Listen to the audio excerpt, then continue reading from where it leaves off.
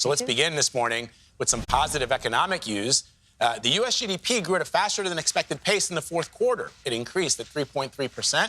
That means the U.S. economy grew at a rate of 2.5% in the 2023 calendar year. So as Vlad just mentioned, joining me now in Studio 57 is CBS News business analyst Jill Schlesinger. Thank you for being here, Jill. Break down the numbers for us. What does the data mean? Well, first of all, the consumer is unbelievable. We complain like crazy, but we spend really robustly. This, as Vlad said, a much better than expected outcome in the fourth quarter. A 3.3% annualized pace. And again, this is so that we understand kind of how, if we spread it out over the course of the year.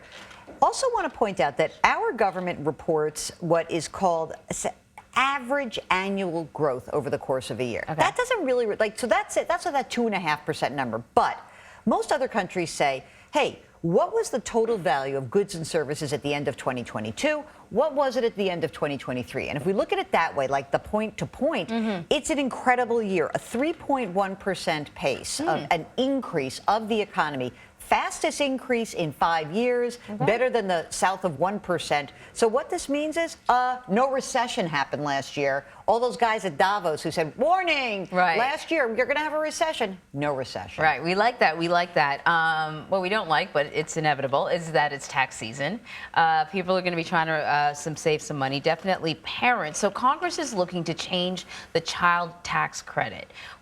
What is it in place now, and what's the change? Right now, you can claim $2,000 for every child under the age of 17 if your household income, either as a family, is less than $400,000 or under $200,000 if you're head of household or single.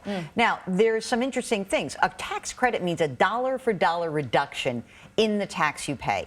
But a lot of people don't owe taxes, so they say, wait, we miss out on it. So there's a part of this current credit, $1,600 of which is called refundable, meaning if you don't owe taxes, we're going to send you $1,600 anyway. Bad. Under the proposal, what's happening is, number one, that $2,000 amount, it will be increased every year by the rate of inflation. That happens all over the tax code. We know that that happens. It hasn't happened for the child tax credit.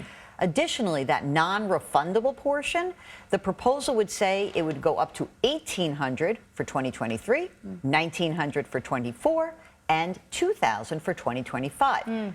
Here's the problem. We need a Congress that can talk together to make this happen. I mean, this would be fantastic. It really would help impact the lower 40% of income earners in the United States. Some estimates say that about 19 million children are shut out of the child tax credit just because their parents don't earn enough, so they don't get that reduction. Could mean an extra $680 on average for these families. That would be big money, especially that can make a difference as things are slowing down a little bit. Completely, for some people, that's rent right there. Yeah. So we don't know whether it's going to pass or not. All right, so fingers crossed for the parents out there. So the Fed will be holding its first meeting of the year next week. What are we anticipating in terms of interest rates? Whole lot of nothing. They're going to keep rates at 5.25% to 5.5%.